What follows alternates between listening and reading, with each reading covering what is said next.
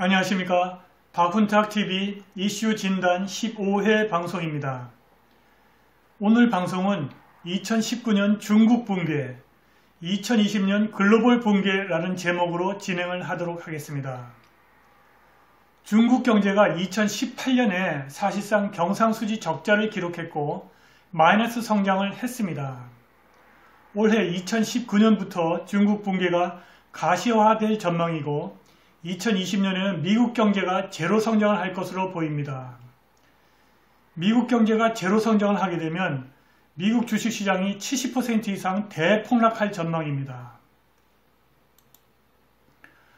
그런데 올해 2019년 1월 달에 중국의 글로벌 수출이 전년도 2018년 1월 대비 크게 급증했습니다. 이것은 구정 전에 수출 물량을 밀어내는 중국의 전통적인 정책에 의한 일시적인 현상입니다. 중국의 대미 수출입은 올해 1월에 전년 1월 대비 큰 폭으로 하락했습니다. 박훈탁TV가 작년 2018년 12월부터 중국 붕괴를 예측하는 일련의 방송을 내보냈습니다만 이미 중국 붕괴는 진행을 하고 있습니다. 중국 경제가 2018년 1분기, 2분기, 3분기에 경상수지 적자를 기록했습니다. 그리고 2018년 12월 달에 중국의 런민대학교 경제학과의 향송작 교수라는 사람이 한 강연에서 2018년 중국의 실질 GDP 성장률이 1.67% 또는 마이너스라고 주장을 했습니다. 그리고 2018년 중국에서 500만 개의 기업이 도산했다는 보도가 있었고 중국 심천에 한국의 용산 전자상가 같은 곳이 있는데 이곳의 거의 모든 점포가 문을 닫았고 과일 가게로 변신하고 있습니다. 2월 13일 시진핑이 중국을 방문한 문우신 미 재무장관과 라이시저 미국 협상대표를 만났다는 보도가 있었습니다. 미중 무역협상 시한이 3월 1일 이후로 연장될 것 같은데 제대로 타결될 것 같지는 않습니다. 미국이 지적재산권의 완전한 보호와 중국의 국영기업체에 대한 보조금 지급 중단을 요구했는데 이것은 공산체제를 포기하라는 것이고 시진핑이 받아들일 수 없는 조건입니다. 시진핑을 비롯한 중국의 지도자들은 말할 것도 없고 중국 사회 자체가 공산주의를 지지하고 있는 것 같습니다. 중국 인민과 지도자들이 민영기업을 모조리 국영기업체로 바꿔야 한다는 생각을 갖고 있다고 합니다. 중국이 스스로 공산체제를 포기하고 자유민주주의와 시장경제로 돌아설 가능성은 거의 없는 것 같습니다. 중국 경제가 앞으로 10년 동안 제로 또는 마이너스 성장을 할 것이라는 예측이 지배적입니다. 중국이 공산체제를 포기하지 않으면 10년 이후에도 회복하기는 어려울 전망입니다. 중국이 공산체제를 버려야만 마이너스 영역으로 떨어진 자본이익률과 총요소 생산성을 끌어올려서 GDP 성장을 할 수가 있습니다. 그런데 조만간 이러한 변화가 일어날 것 같지는 않습니다. 그리고 중국의 붕괴가 미국 경제와 글로벌 경제의 붕괴로 이어질 것입니다. 올해 2019년부터 중국 경제의 붕괴가 가시적으로 나타날 것이고 내년 2020년부터는 미국 경제가 제로 성장 그리고 글로벌 경제는 마이너스 성장을 겪을 가능성이 매우 높습니다. 이렇게 되면 미국 주식시장이 70% 이상 떨어진다는 예측이 있습니다. 이렇게 되면 나머지 세계의 주식시장은 이보다 더 떨어질 것입니다. 그런데 제가 누누이 말씀드립니다마는 미국을 비롯한 서방 세계의 주식 투자자들은 선물 시장에서 해지를 하기 때문에 주식시장이 떨어지면 오히려 더 큰 돈을 벌 수 있습니다. 글로벌 금융 위기가 발생한 2009년 영국의 기관 투자자들의 자산이 무려 5배 증가했다는 통계가 있습니다. 선물 시장의 레버리지가 현물 주식시장보다 훨씬 더 크기 때문에 이런 일이 벌어지는 것입니다. 시청자 여러분들도 이제 선물 매매를 배우셔야 합니다. 방송 시작하겠습니다. 최근에 나온 중국의 공식 경제 데이터가 너무나 형편없어서 2020년경에 글로벌 경기 후퇴가 올 것이라는 합의가 국제사회에서 형성되고 있습니다. 그림자 금융의 부채 줄이기, 딜레버리징을 계속하고 있는 중국이 글로벌 경기 후퇴의 가장 거대한 촉매가 될 것입니다. 최근에 크레딧 스위스 은행의 전략가 앤드류 거스웨이트라는 사람이 우리에게 중국이 여전히 가장 큰 거시적 위험이라고 말했는데 그의 분석을 좀 더 전달해 드리도록 하겠습니다. 중국에서 주택, 제조업 투자 그리고 수출 감소로 인해서 총수요 애그리깃 디맨드가 계속 줄어들 것이고 정책 당국의 적절한 개입으로 제조업 구매 관리자 지수 PMI를 안정적으로 유지할 수 있기를 바랄 뿐입니다. 중국 정부가 여전히 정책 유연성을 갖고는 있으나 갖고 있고 아직은 경착륙 하들랜딩의 사전 조건들이 나타나고 있지는 않으나 2019년에 중국의 GDP 성장률이 5%에 미치지 못하고 경착륙을 해버릴 가능성을 배제할 수는 없습니다. 등소평의 개혁 개방을 시작한 이래 가장 낮은 성장률은 3.9%였습니다. 크레딧 스위스 은행은 2019년 올해 중국의 경착륙을 예측하는 조건을 몇 가지 제시했습니다. 그것을 차례대로 소개해 드리도록 하겠습니다. 제일 첫 번째 조건은 매우 낮은 총수요 증가, 애그리깃 디맨드 증가입니다. 총수요 증가는 수출 총계와 공장 증문 그리고 소매 판매 등으로 측정되는데 지금 현재 20년 최저에 있습니다. 심각한 문제는 수요의 주요 동인들이 계속 줄어들고 있는 데 있습니다. 신규 수출 주문이 지속적으로 감소하고 있습니다. 2019년에는 신규 주택 착공이 8% 감소할 전망입니다. 기업 이윤 하락과 재고 증가로 인해서 제조업 투자가 줄어들 전망입니다. 재고가 상위 10% 안에 있어서 새로운 제조업 주문을 기대하기가 어렵습니다. 부동산 가격의 급격한 하락이 경착륙을 초래할 것 같습니다. 거스웨이트는 주택 부문의 충격이 가장 가능성이 높은 붕괴 촉매자로 보고 있습니다. 스페인, 아일랜드, 일본 또는 미국에서도 주택 가격이 폭락한 직후에 경기 후퇴가 찾아왔습니다. 중국은 지난 10년 동안 GDP 대비 신용 증가율이 4번째로 높았습니다. 아일랜드, 스페인 그리고 태국 모두 급격한 신용 증가가 경기 후퇴로 이어졌습니다. 이들과 마찬가지로 중국에서도 증가한 신용이 대부분 부동산으로 들어갔습니다. 게다가 중국 부동산의 부동산 가치의 GDP 대비 비율이 너무 높고 부동산의 경제성, 어포더빌리티가 매우 낮습니다. 월세 수익이 모기지율의 무려 3분의 1이나 되어서 부동산의 경제성이 낮고 임금 대비 주택가격 비율이 세계 최고 수준에 이르고 있습니다. 중국에서 부동산이 경착륙의 촉매자가 될 수밖에 없는 이유는 부동산이 은행 담보의 40에서 5%를 차지하고 그리고 가계 재산의 거의 절반을 차지하기 때문입니다. 다행히 부동산 매매 회전율이 낮은 편이어서 부동산 가격 하락도 낮은 편입니다. 그런데 부동산의 경제성, 어포더빌리티는 너무 낮습니다. 중국 도시 가계의 29%가 한 개 이상의 공실 부동산을 소유하고 있습니다. 중국의 Southwestern University of Finance and Economics 조사에 따르면 도시에 있는 주택의 20%, 전국적으로 5천만 채의 아파트가 비어 있습니다. 중국의 주택 보유율이 무려 73%나 되기 때문에 주택 가격이 떨어져도 그것을 구매할 세력이 충분하지 않습니다. 게다가 노동 연령 인구가 정점을 지났고 인구 노령화가 급속하게 진행되고 있습니다. 증가하는 도시화는 과도한 주택 공급 해결에 도움을 주겠지만 일본의 경험을 보면 반드시 그런 것도 아닙니다.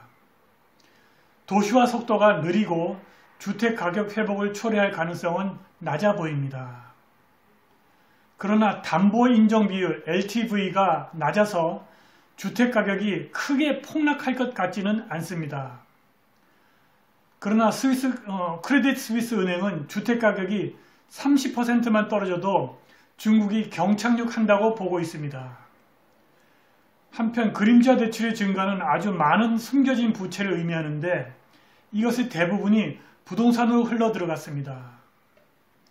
그래서 주택 가격이 조금만 떨어져도 중국이 경착륙을 할 수 있다는 것입니다.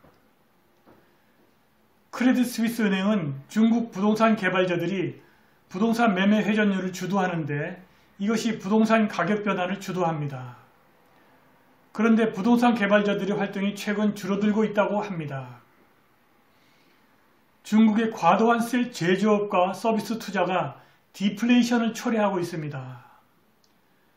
GDP에서 투자의 비율이 극단적으로 높습니다. GDP 성장이 투자 주도에서 소비 주도로 변하고 있는데 투자 비율이 이렇게 높으면 GDP 성장이 반토막이 나는 경향이 있습니다. 중국이 글로벌 투자의 22%를 차지하는데 여기에서는 글로벌 소비의 겨우 10%만이 나오고 있습니다. 이렇게 과도한 생산 설비는 중국 밖으로 내보내져야 합니다. 그러나 설비 수출은 정치 경제적 이유로 어렵고 국내에 남아서 생산을 지속하면 국내 물가를 떨어뜨리는 디플레이션으로 이어질 수 있습니다. 이것이 실질 이자율을 밀어 올리는데 이것이 대대적인 부채 상환으로 이어질 수 있습니다. 경착륙을 초래할 두 번째 조건은 중국의 리더십이 적절한 정책을 사용하지 못한다는 것입니다. 거스웨이트는 중국의 리더십이 일을 잘 하지도 않지만 그나마 너무 늦게 해서 신용거품이 훨씬 더 급격하게 깨질 가능성이 있다고 지적하고 있습니다. 중국의 리더십이 경상수지 적자를 초래할 경기 부양을 피하고 있습니다. 경상수지 적자는 중국 정부가 해외에서 자금을 빌려와야 하는 상황을 의미합니다. 그런데 중국의 경상수지가 2018년 1분기, 2분기, 3분기에 약간의 적자를 기록했습니다. 올해에 중국이 경상수지 적자를 피하기 위해서 이자율을 내리고 위안화 평가 절하를 시도할 가능성이 있습니다. 중국이 해외에 디플레이션만 수출하는 것이 아니라 해외 무역 파트너들에게 비용을 전가할 가능성이 있다는 것입니다. 중국의 경착륙을 초래할 세 번째 조건은 소비자 대출이 염려할 만한 수준으로 증가했다는 것입니다. GDP에서 소비의 비율이 39%인데 장기적으로 소비가 중국 경제의 성장을 주도할 것입니다. 노르웨이 다음으로 중국이 그 어떤 나라보다 GDP 대비 가계부채 비율이 더 크게 증가했습니다. 중국의 가처분 소득 대비 부채의 비율이 118%인데 미국의 104%보다 높습니다. 소비자들이 더 비싼 형태의 대출에 노출되기 때문에 부채 비율은 계속 증가할 전망입니다.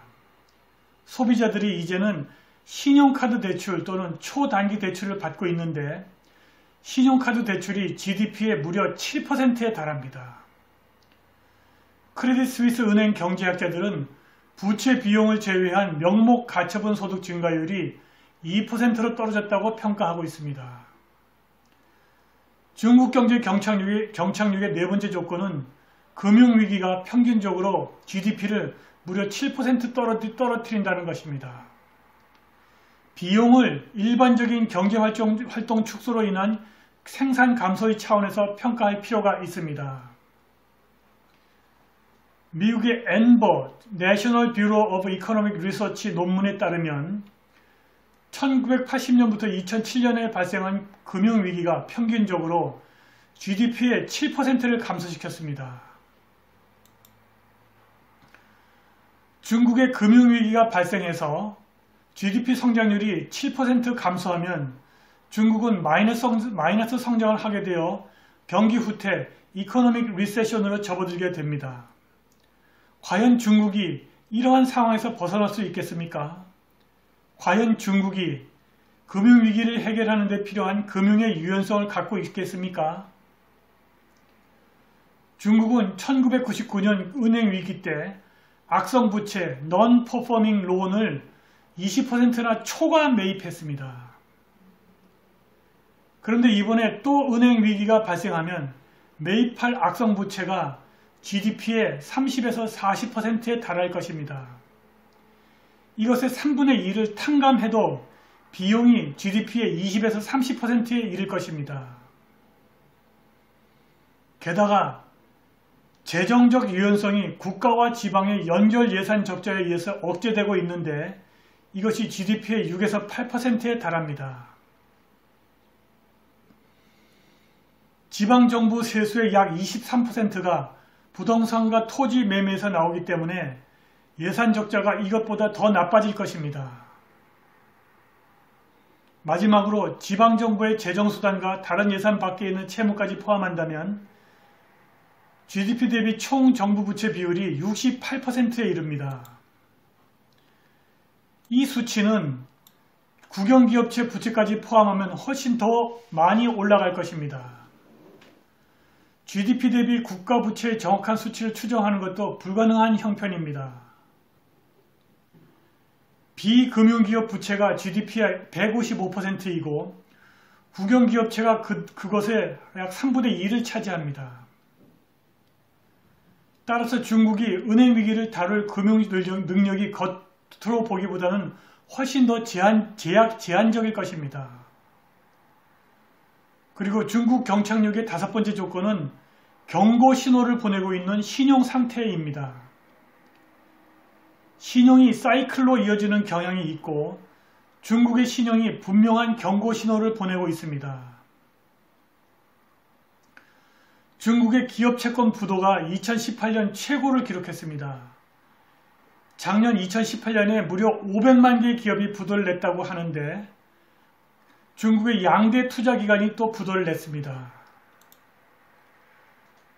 북경 당국이 2016년 처음으로 일부 국영기업을 포함한 기업의 파산을 공식적으로 허용해서 지속할 수 없는 부채 부담을 구조조정할 수 있도록 했는데 마침내 2018년 중반부터 중국에서 기업 부도 사태가 시작되었습니다. 2018년 중국 본토에서 중국 기업 채권의 기록적인 부도 사태가 시작된 것입니다. 이미 500만 개 기업이 부도를 냈다는 보도가 나왔습니다. 2018년 중국에서 1196억 위안의 채무 불이행이 발생했습니다. 블룸버그 통신에 따르면 2019년에도 기업 부도 사태는 이어질 전망입니다. 두 개의 대형 대출기관이 이번 달에 지불해야 할 돈을 내지 못했는데 더 많은 기업 부도가 이어질 전망이고 올해 기업 부도 기록을 깰 전망입니다.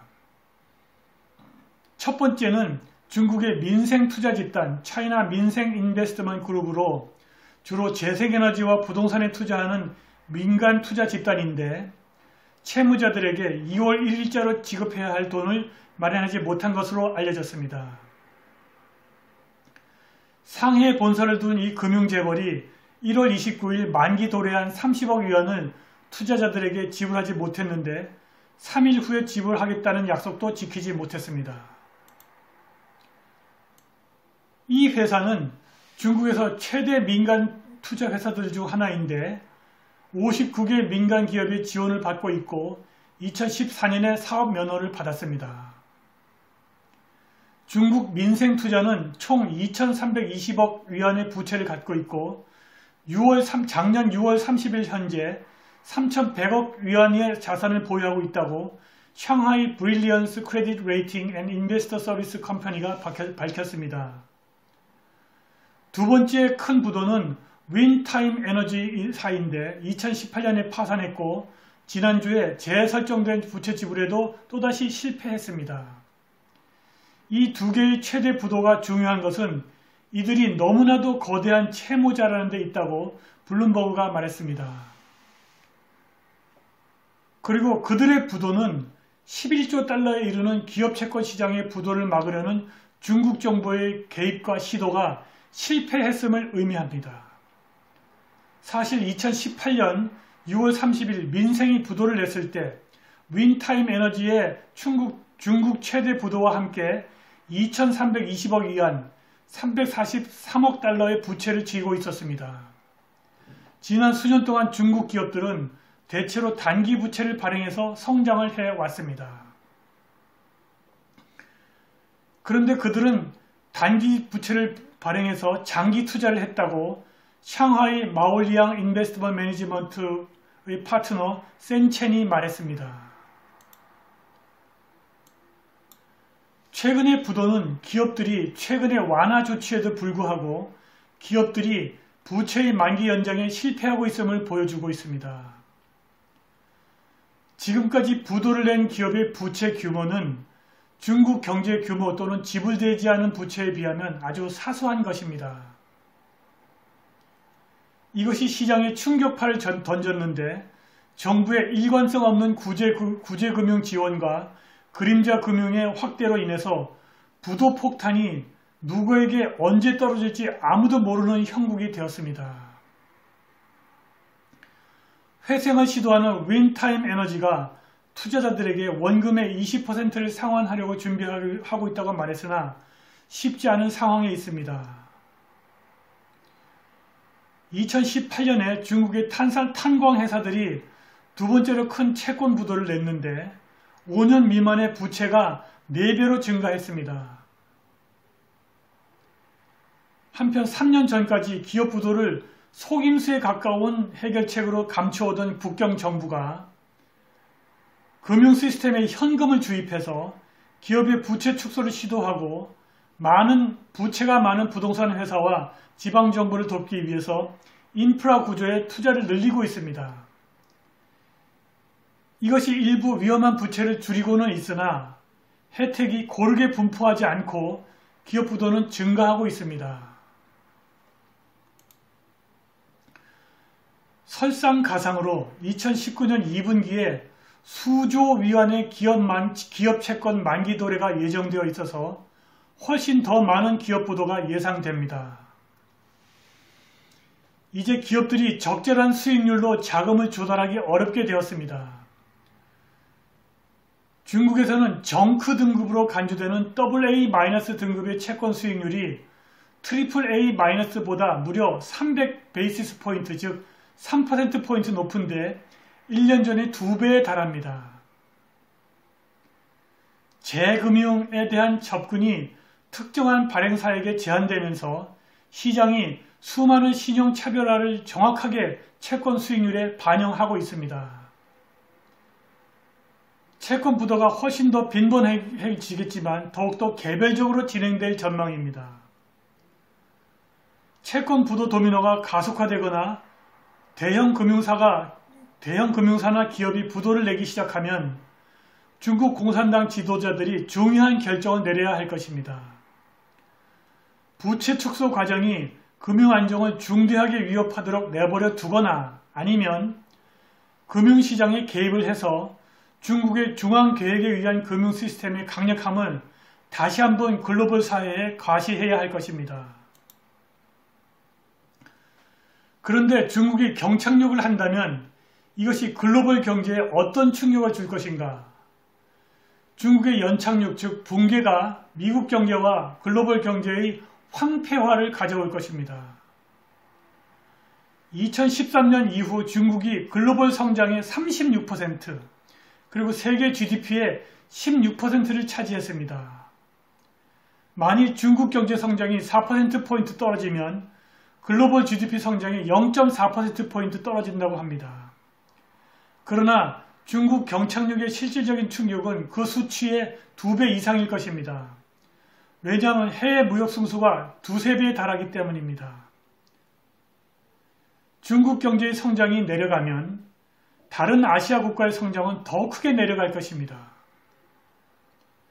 2015년 3분기에 중국의 명목 GDP 성장률이 6%로 떨어졌을 때 독일로부터의 고급 기계류 수입이 무려 20%나 떨어졌습니다.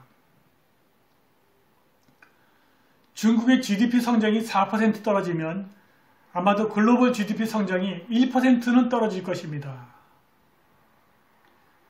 그런데 심지어 이러한 수치도 중국 경착륙의 충격을 과소평가한 것으로 보이는데 중국의 경제 성장이 훨씬 더 떨어질 수 있기 때문입니다.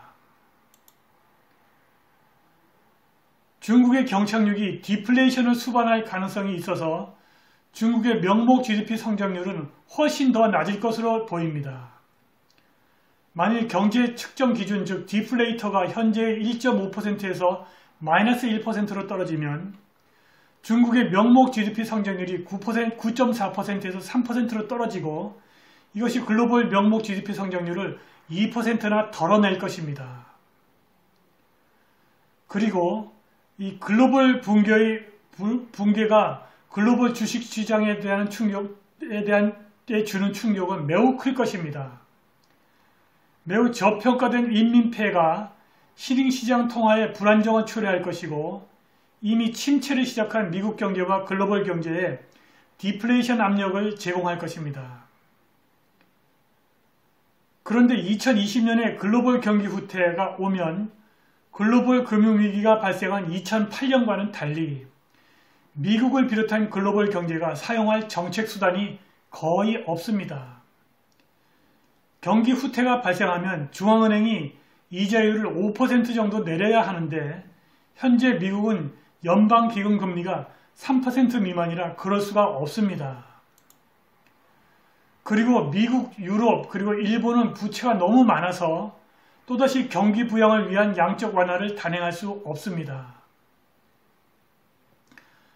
아마도 중국 경제의 마이너스 성장과 평가절하된 인민폐가 미국의 GDP 성장률을 제로로 떨어뜨릴 것입니다. 크레딧 스위스 은행은 미국 GDP가 1% 떨어지면 주식시장이 무려 34% 떨어질 것이라고 계산합니다. 현재 미국의 GDP 성장률이 2 내지 3%이므로 이것이 제로로 떨어지면 미국의 주식시장이 70에서 80% 떨어질 것입니다. 우리도 이제 이러한 상황에 대비를 해야 합니다. 주식 투자하시는 분들은 국내외 선물시장에서 선물지수 매도로 위험을 회피할 수 있어야 할 것입니다. 해외 선물 투자하시는 분들께서는 중국 붕괴와 글로벌 붕괴가 오면 S&P와 나스닥 지수 선물 매도와 골드 선물 매수로 자산가로 성장하시기 바랍니다. 오늘 방송은 여기까지입니다. 감사합니다.